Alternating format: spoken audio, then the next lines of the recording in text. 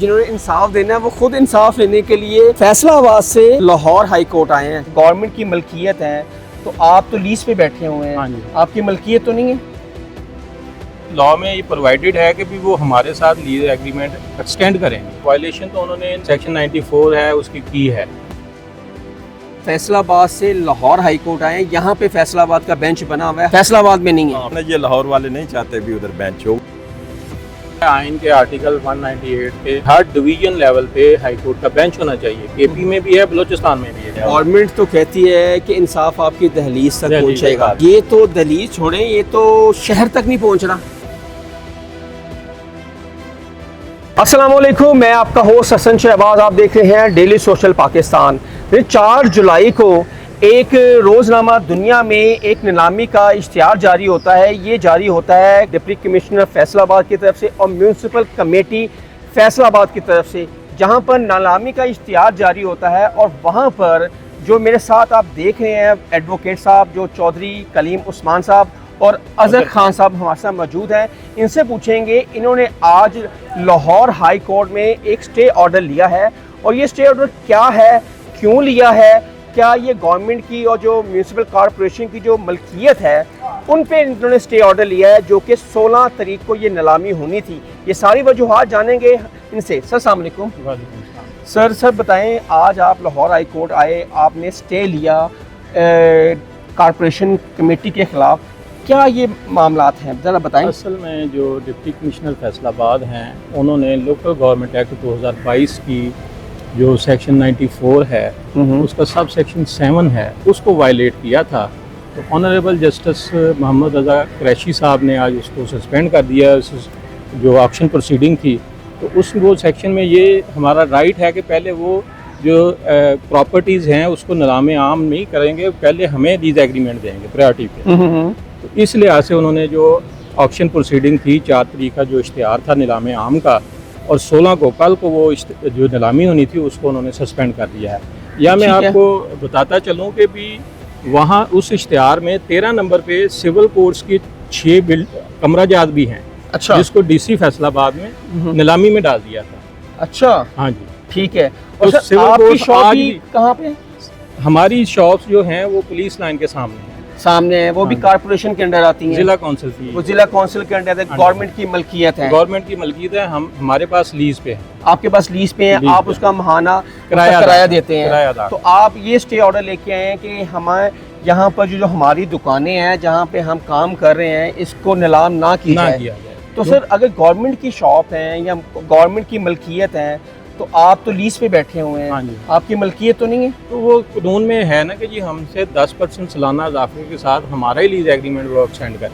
अच्छा, ये लॉ में मौजूद है। ठीक है। अब जो नीलामी होनी थी अब वो रुक गई है, सस्पेंड हो गया, सारी सस्पेंड हुई है, जस्ट आपकी हुई है। पिटिशनर्स की हद तक सस्पेंड किया। आप पिटिशनर थे, आपकी हद तक दुकानें जो आपकी थी वहाँ तक हद तक आपकी दुकानें अब नीलामी में नहीं होंगी, बाकी सारी होंगी। बाकी अब डीसी साहब देखेंगे क्योंकि वायलेशन तो उन्होंने सेक्शन 94 है उसकी की है। ठीक है, उसकी वायलेशन तो की है। अब वो देखेंगे कि भी इसको सस्पेंड सारे को करते हैं या पिटिशनर्स को करते हैं। अच्छा, तो सर आपको कब पता लगा ये 4 जुलाई को इश्तिहार जारी होता है रोजनामा दुनिया में? हमें कोई नोटिस नहीं, आपको पहले नोटिस आया? नो, कोई नोटिस नहीं दिया गया था। तो इसलिए हमें जब हमने इश्तिहार देखा है तो उसी वक्त फिर हम ऑनरेबल कोर्ट में हमने कॉन्स्टिट्यूशनल पिटीशन फाइल कर दी। ऑनरेबल कोर्ट ने वो सस्पेंड कर दिया। तो सरकारी वकील भी मौजूद थे वहाँ पे? हाँ जी, वहाँ पे एक लॉ ऑफिसर थे। तो वो क्या कहते? तो उन्होंने अपोज किया उसको, लेकिन जस्टिस साहब ने ऑर्डर सस्पेंड कर दिया। अच्छा, और ये ऑर्डर कब तक जारी रहेगा, ये स्टे वाला? डेट हुई है इसमें, आई थिंक 28 तारीख हुई है। 28 तारीख तक का ये स्टे है। उसके बाद फिर आप हाई कोर्ट आएंगे, लाहौर हाई कोर्ट करेंगे। तो अगर हाई कोर्ट ने ये स्टे उड़ा दिया तो फिर भी वो तो लॉ के मुताबिक बात होगी ना जी। लॉ में ये प्रोवाइडेड है कि भी वो हमारे साथ लीज एग्रीमेंट एक्सटेंड करेंगे।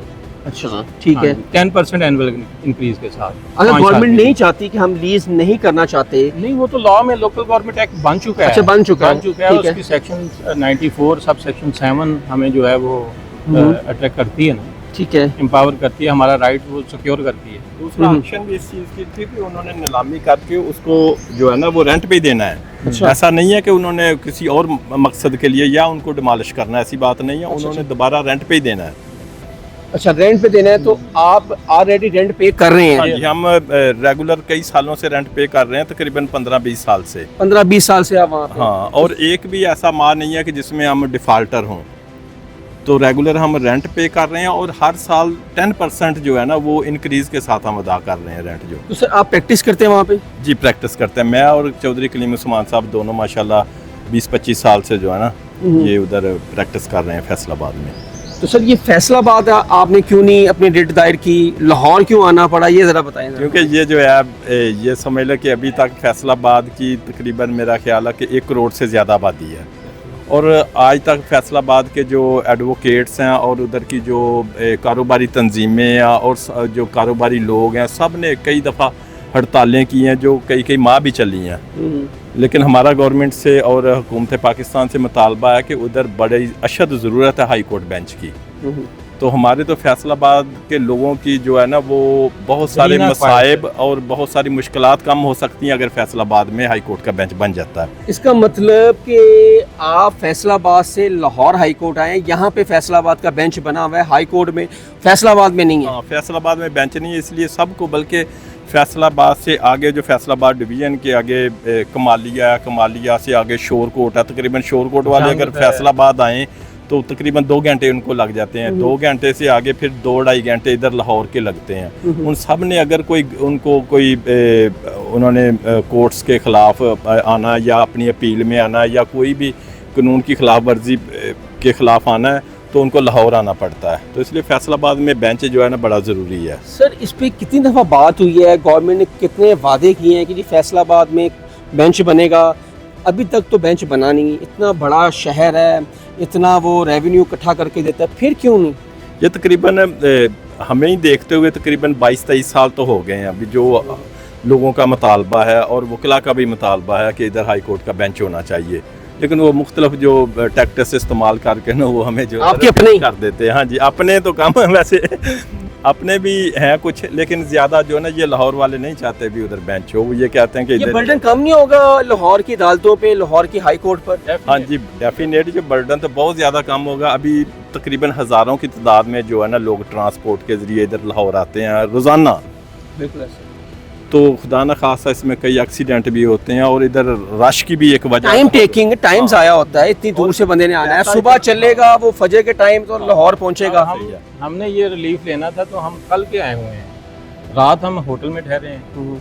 सर आप तो पैसे खर्च सकते हैं ना, अब ऐसे लोग भी हैं जिनके पास मुश्किल से किराया भी नहीं होता। इंसाफ लेने के लिए इनको तो बहुत जद्दोजहद करनी पड़ती होगी लाहौर आने के लिए। सही बात है, बहुत ज़्यादा जो है ना वो एक तो सुबह सुबह उठना, दूसरा लोगों को इतना किराया देना पड़ता है, वो फीसें देनी पड़ती हैं, ये मतलब बहुत ज़्यादा प्रॉब्लम है। लोग बेचारे जो है ना इसकी खातर मतलब इतना वो खर्चा नहीं अदा कर सकते, फिर वो अपना जो हक है ना वो भी छोड़ देते हैं। बड़े कम है जो फाइनेंशियली स्ट्रॉन्ग हैं वो तो आ जाते हैं, अदरवाइज जो दरमियाना बंदा या ज़रा गरीब है वो बेचारा अपना हक लेने के लिए आता ही नहीं, वो छोड़ सर आपने आवाज़ क्यों नहीं उठाई?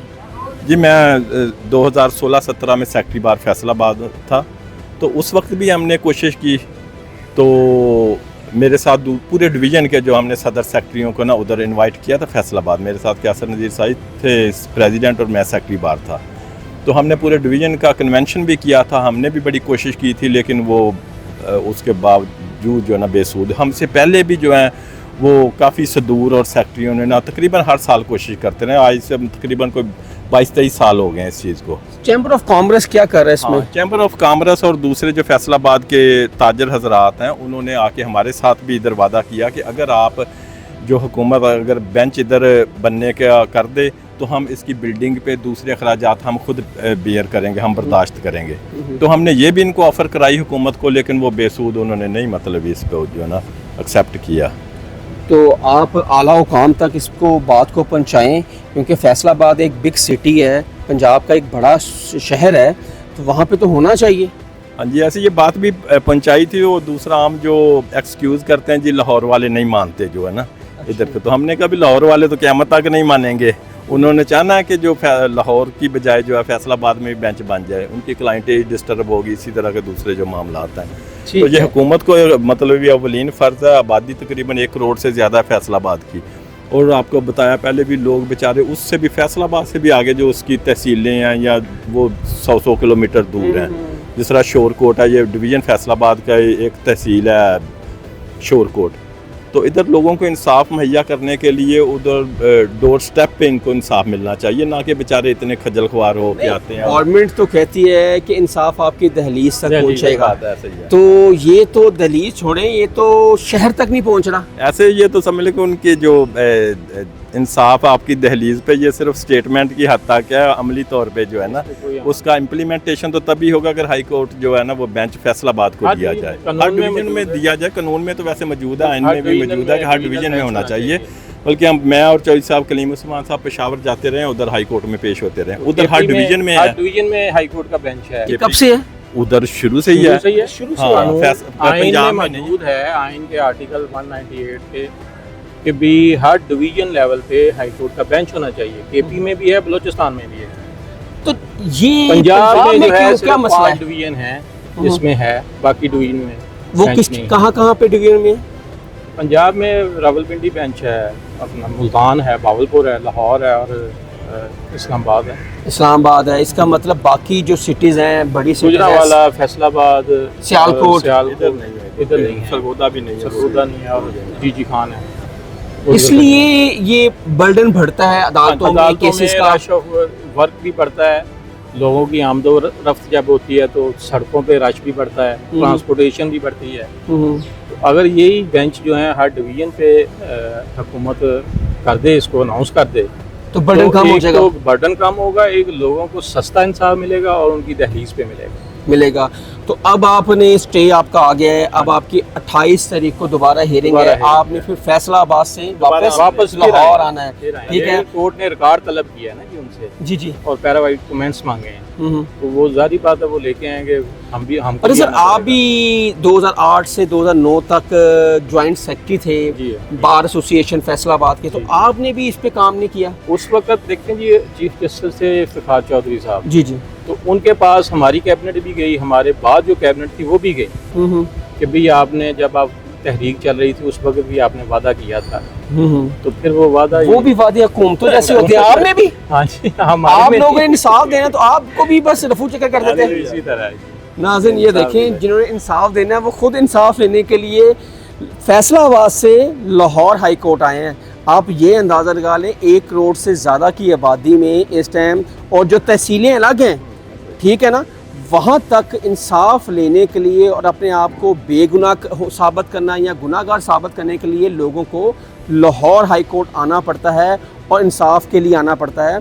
ये एक लम्हा फ़िक्री है। उन्होंने कहा है कि इनकी ये भी अपील भी है और गुजारिश भी है कि कम से कम फैसलाबाद में हाई कोर्ट का एक बेंच होना चाहिए जहाँ पर इन लोगों को सस्ता इंसाफ मिले, लोगों को ज़्यादा मुश्किलात पैदा ना हो।